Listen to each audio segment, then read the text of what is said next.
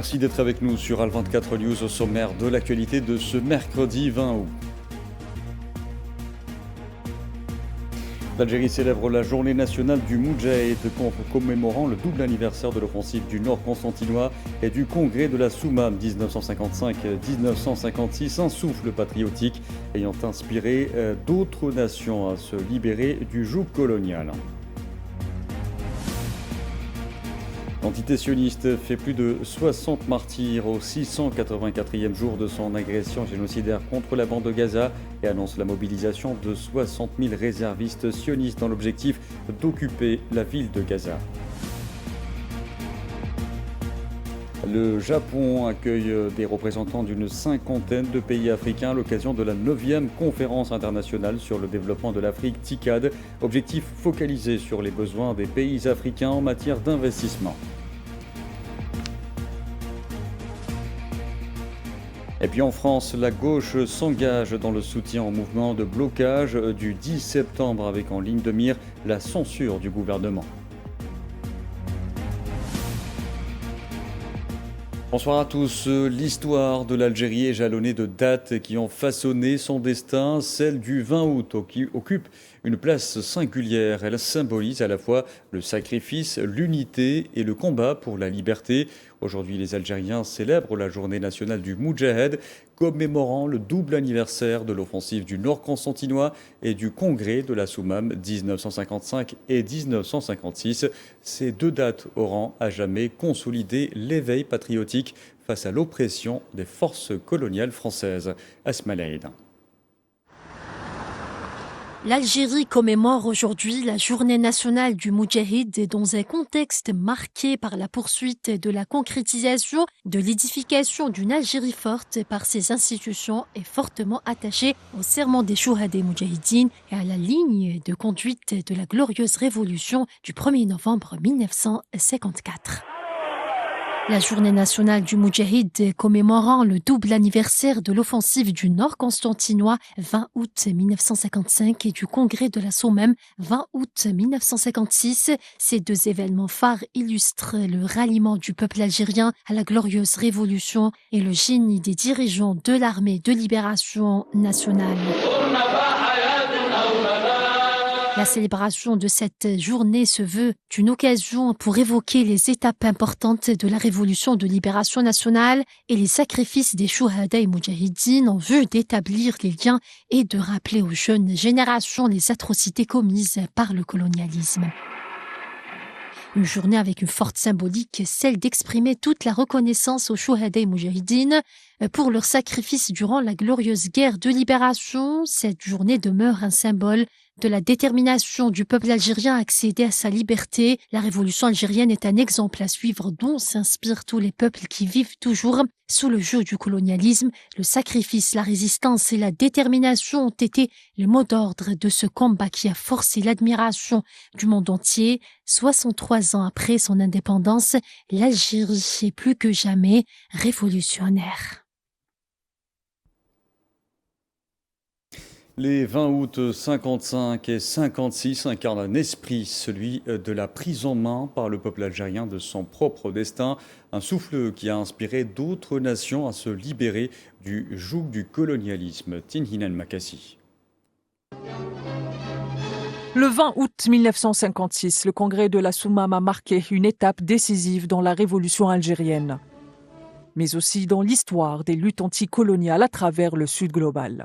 Organisé dans un contexte international marqué par la guerre froide et la montée des mouvements de décolonisation, ce congrès a posé les bases d'une organisation politique et militaire novatrice qui allait inspirer bien au-delà des frontières algériennes.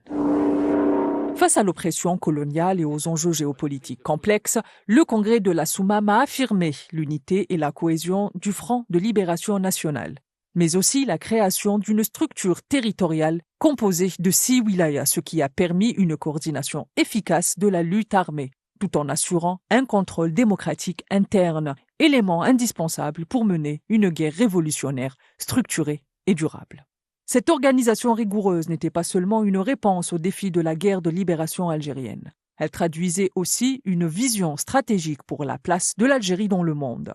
À l'époque, le continent africain connaissait une effervescence historique. les peuples colonisés multipliaient les combats pour leur émancipation, tandis que des tensions de la guerre froide imposaient un nouvel ordre mondial bipolaire. Dans ce contexte, l'Algérie a su se positionner comme un acteur majeur, proposant un modèle de lutte unifié qui rejoignait les idéaux du mouvement des pays non alignés. Le congrès de la Soumam est ainsi devenu un symbole puissant pour les peuples du Sud global, démontrant que la décolonisation ne se limitait pas à la confrontation armée, mais passe aussi par une organisation politique claire, une vision à long terme et un engagement pour la souveraineté nationale. Aujourd'hui, cet héritage historique continue d'inspirer les mouvements de libération et les pays émergents, rappelant la détermination des peuples à construire un monde libre, juste, souverain, loin des influences impérialistes. Je vous en parlais en titre, l'agression génocidaire contre la bande de Gaza se poursuit pour le 684e jour consécutif.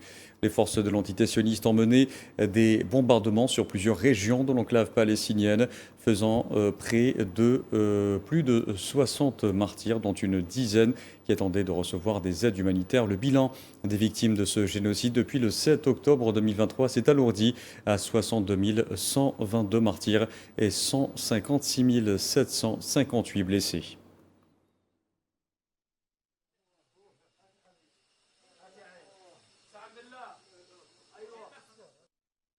L'entité sioniste qui a intensifié ses bombardements sur plusieurs régions de l'enclave palestinienne, faisant depuis l'aube au moins 64 martyrs, dont 19 qui attendaient de recevoir des aides humanitaires. Le point de la situation avec Kherdin Battash.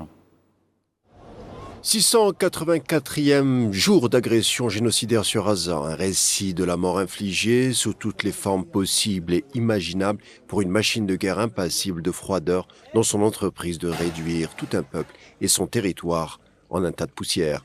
Au 684e jour du génocide, les Palestiniens ont commencé très tôt à pleurer, les proches arrachés à la vie par des bombardements au niveau des régions nord de l'enclave, à l'image de la famille Warda, qui déplore 5 martyrs suite à des tirs d'artillerie des forces d'occupation sionistes ciblant la rue Abu Warda à Jabalia an-Nazla.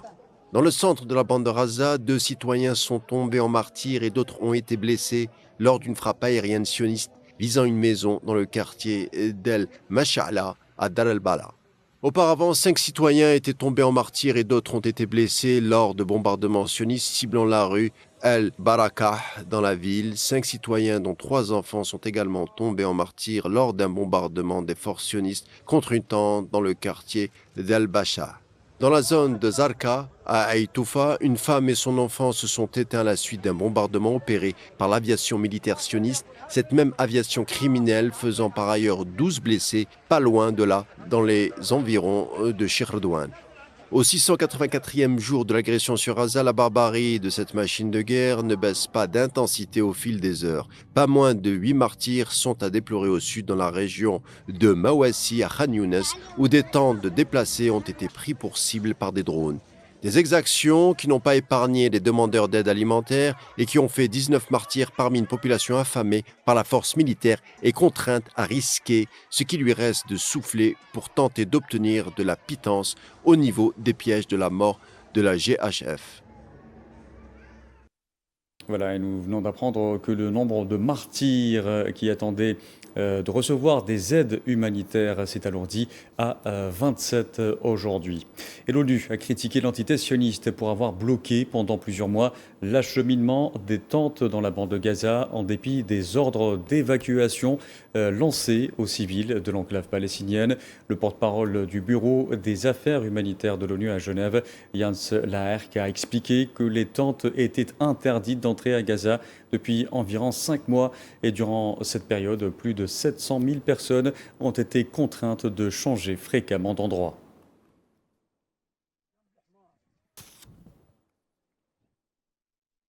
Occuper la ville de Gaza, l'entité sioniste semble déterminée à mettre en œuvre le nouveau plan du gouvernement d'occupation du criminel de guerre Benyamin Netanyahou, en annonçant la mobilisation de quelques 60 000 réservistes et en appelant des centaines de milliers d'habitants à évacuer la ville, sans communiquer toutefois la date quant à son exécution. La bande de Gaza est trop grande. Nous ferons des déplacements tous les jours. On s'attendait peut-être à une trêve aujourd'hui. Tout le monde disait qu'il y en aurait une, nous aussi. Mais apprendre que 50 000 soldats entrent dans la bande de Gaza est une nouvelle extrêmement catastrophique. Tout cela est un système de déplacement. Nous ne savons pas où aller. De toute façon, il n'y a nulle part où aller. Nous sommes 2 millions. Où allons-nous? Il n'y a plus d'endroit où aller, ni à Al-Mawassi, ni ailleurs. Nous ne restons pas chez nous. Nous sommes sous des tentes. Nous sommes déplacés et nous ne savons pas où aller. À noter que le rappeur Mo Farah du groupe nord-irlandais NICAP a accusé de soutenir le Hezbollah comparu ce mercredi devant un tribunal londonien pour infraction terroriste. Il a été soutenu par des centaines de personnes amassées devant le palais de justice. Liam Ogho Anaïd, de son vrai nom, de son nom en gaélique, a été inculpé le 21 mai dernier pour s'être couvert d'un drapeau du mouvement libanais Hezbollah classé terroriste au Royaume-Uni pendant un concert du groupe à Londres.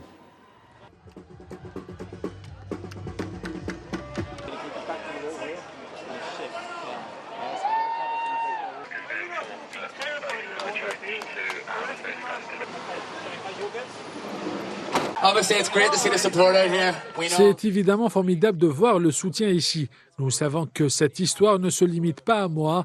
Elle va au-delà de la simple histoire de la rotule. C'est une histoire de Palestine et nous détournons l'attention de la véritable histoire. Nous savons que malheureusement cette histoire finira dans les médias aujourd'hui alors qu'Israël commet un génocide. Alors que tout le monde continue de parler de la Palestine, libérer la Palestine. Merci à tous d'être venus. Free Palestine, thank you all for coming. Keep talking about Palestine. Continuez à parler de la Palestine, continuez à la qualifier de génocide. Et voilà la vérité, ce n'est qu'une diversion de plus. This is just another distraction. Dans l'actualité aussi, le chef de la diplomatie iranienne, Abbas Araghchi, a indiqué ce mercredi que son pays ne pouvait pas mettre fin totalement à sa coopération avec l'AIEA après la suspension par Téhéran des inspections menées par l'agence onusienne. Le mois dernier, l'Iran a officiellement suspendu sa coopération avec l'Agence internationale de l'énergie atomique, invoquant l'incapacité de l'agence à condamner les agressions sionistes contre ses sites nucléaires en juin lors d'une guerre de 12 jours déclenchée par l'entité sioniste.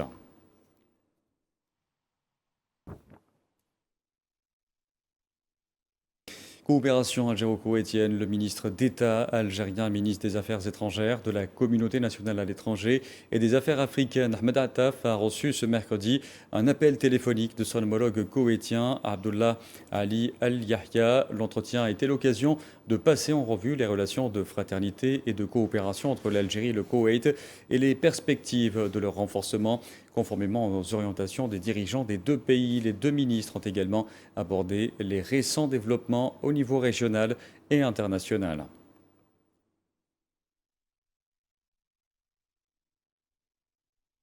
Je vous en parlais en titre, le Japon accueille à partir de ce mercredi des représentants d'environ 50 pays africains à l'occasion de la 9e conférence internationale sur le développement de l'Afrique TICAD qui devra focaliser sur les besoins des pays africains en matière d'investissement.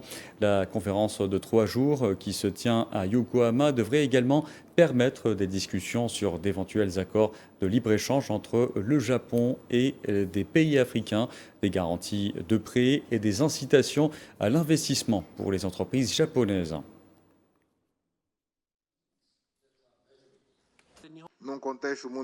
Dans un contexte mondial caractérisé par une instabilité croissante, nous assistons à une résurgence du protectionnisme et des tensions géopolitiques. Une situation qui met clairement en péril un ordre mondial fondé sur le droit international et les normes universelles qui régissent les relations entre nations. J'exhorte toutes les parties prenantes, gouvernements et partenaires de développement, secteurs privés et sociétés civiles, à renouveler leur engagement en faveur d'une collaboration basée sur l'innovation. Ensemble, nous pouvons co-créer des solutions non seulement transformatrices, mais aussi durables et inclusives, garantissant que personne ne soit laissé pour compte.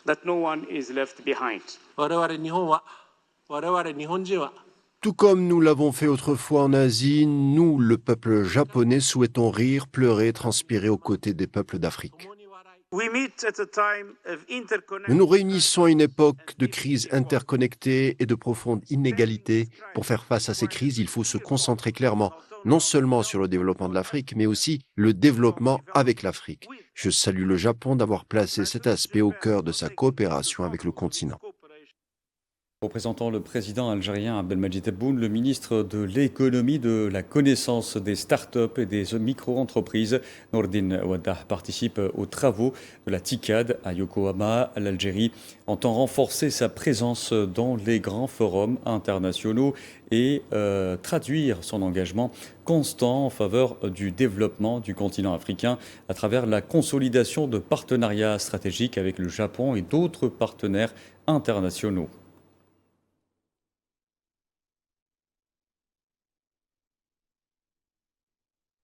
Et parmi les participants à la TICAD, on retrouve la République arabe sahraoui démocratique en sa qualité de membre fondateur de l'Union africaine. La délégation sahraoui de haut niveau participant à la rencontre est conduite par le Premier ministre Bouchraya Hamoudi Bayoun, représentant le président sahraoui Brahim Ghali. Kherdim Batache y revient. La République arabe sahraoui, membre fondateur de l'Union africaine, tient toute sa place à la conférence internationale de Tokyo sur le développement de l'Afrique à Yokohama, en présence du secrétaire général des Nations Unies, Antonio Guterres.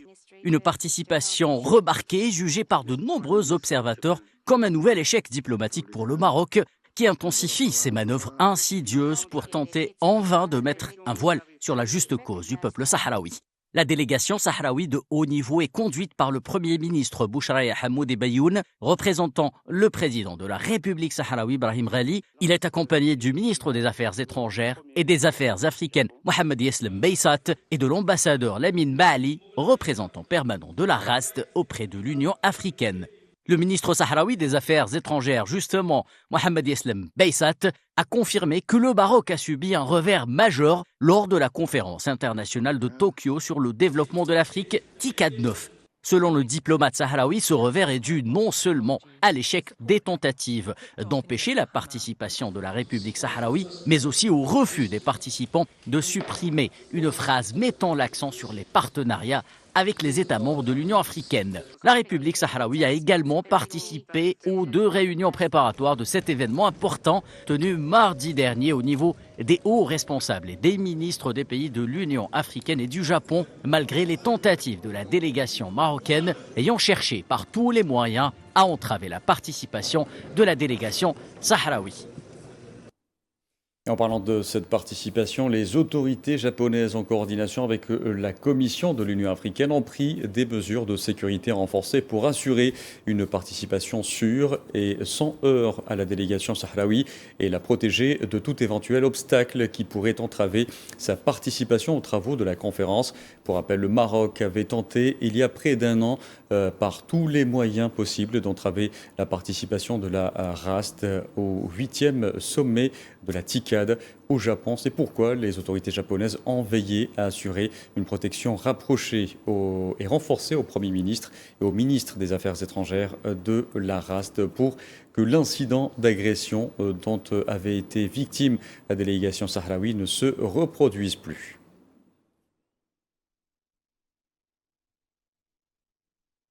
Toujours dans l'actualité africaine, l'ONG Médecins sans frontières a annoncé ce mercredi avoir suspendu toutes ses activités dans un hôpital du Darfour au Soudan après une attaque meurtrière contre l'établissement. L'attaque a ciblé dans la nuit du 16 août l'hôpital de Zalingay, chef-lieu de l'État du Darfour central, dans l'ouest du pays, faisant un mort et 5 blessés, dont un membre du personnel du ministère de la Santé.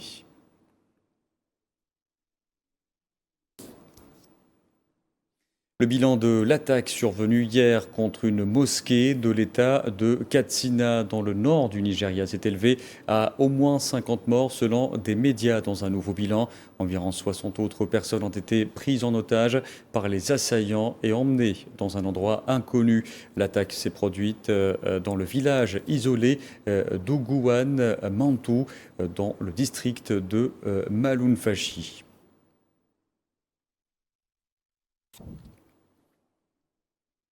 Je vous disais en titre, en France, la gauche qui fait sa rentrée politique cette semaine avec les universités d'été de plusieurs partis s'engage dans le soutien au mouvement de blocage du 10 septembre avec en ligne de mire la censure du gouvernement. Insoumis, écologistes, communistes et dans une moindre mesure socialistes voient tous d'un bon œil les appels de collectifs citoyens à tout bloquer en France le 10 septembre qui se cristallise autour des coupes voulues par François Bayrou pour le budget 2026.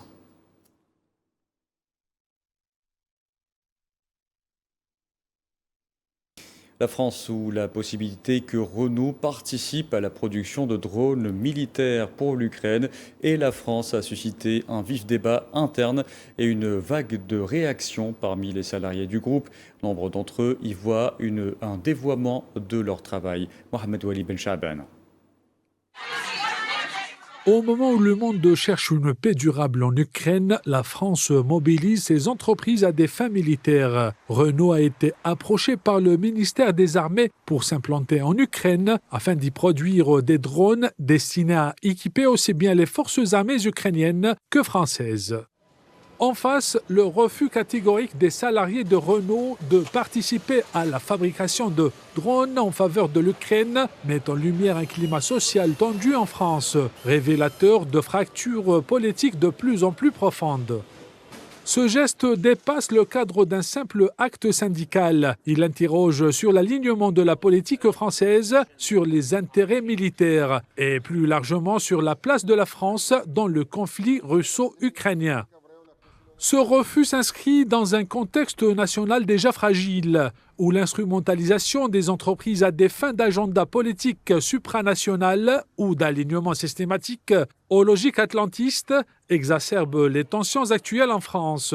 Crise politique à répétition, défaillance croissante envers les institutions, montée des mouvements sociaux et désaccords profonds sur la politique étrangère. Face à ces tensions, le président Macron semble dépassé, ne sachant plus où donner de la tête. Ce nouvel épisode au sein de Renault traduit un rejet plus large d'un système perçu comme de plus en plus déconnecté des réalités sociales. Il révèle une France traversée par des tensions internes majeures, à la fois sociales, économiques et géopolitiques. Alors que les contours d'une paix durable en Ukraine semblent se profiler à Washington à la suite des séries de rencontres menées par Donald Trump avec les dirigeants russes, ukrainiens et européens, Moscou met les points sur les i. Toute discussion écartant la Russie est sans issue. Safouane Bessabri. La Russie, agacée par les manœuvres européennes concernant le conflit ukrainien, le Kremlin accuse l'Europe en particulier de vouloir négocier la paix entre Kiev et Moscou, sans Moscou. Le sommet russo-américain en Alaska a confirmé le retour au premier plan diplomatique de la Russie de Poutine et par la même occasion la volonté des États-Unis de dialoguer avec la Russie. Je pense que l'Occident, et en particulier les États-Unis, comprend parfaitement que discuter sérieusement des questions de sécurité sans la Fédération de Russie est totalement irréaliste et ne mène nulle part. Une façon pour Moscou de rappeler aux Européens que leur volonté d'isoler la Russie sur la scène internationale ne mènera à rien. L'Union européenne et Zelensky sont pour l'heure une menace pour la paix selon la Russie. Macron et ses homologues chercheraient à influencer et changer la position de l'administration Trump. Tout ce que nous avons vu jusqu'à présent est une escalade assez agressive de la situation et des tentatives plutôt maladroites et contraires à l'éthique de modifier la position de l'administration Trump et du président des États-Unis lui-même, comme nous l'avons vu lorsque les Européens ont accompagné M. Zelensky à Washington ce lundi. Alors que les dirigeants européens refusent pour l'heure de s'asseoir à la table des négociations, ils ne proposent aucune idée constructive, selon la diplomatie russe. Et avant de conclure, au moins 76 personnes ont trouvé la mort hier soir dans la province de Herat, dans l'ouest de l'Afghanistan, dans une collision entre un autocar transportant des migrants de retour d'Iran, un camion et une moto. Selon un nouveau bilan des autorités locales, 19 enfants ont péri d'après un communiqué de l'armée de la province. La police a imputé l'accident à une vitesse excessive et des négligences de l'autocar qui a quitté la route principale avant d'entrer violemment en collision avec une moto, puis un camion transportant du carburant.